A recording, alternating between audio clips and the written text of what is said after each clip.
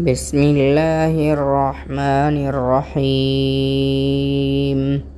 ألف لام ميم.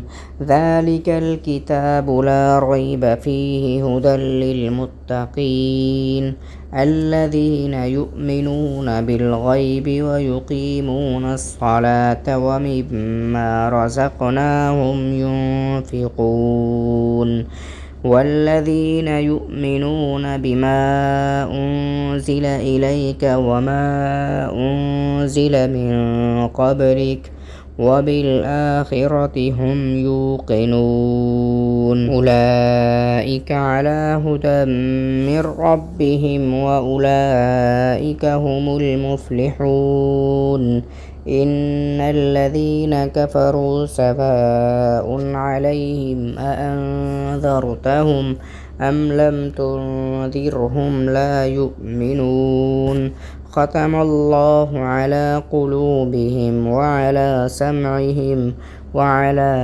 أبصارهم غشاوة ولهم عذاب عظيم.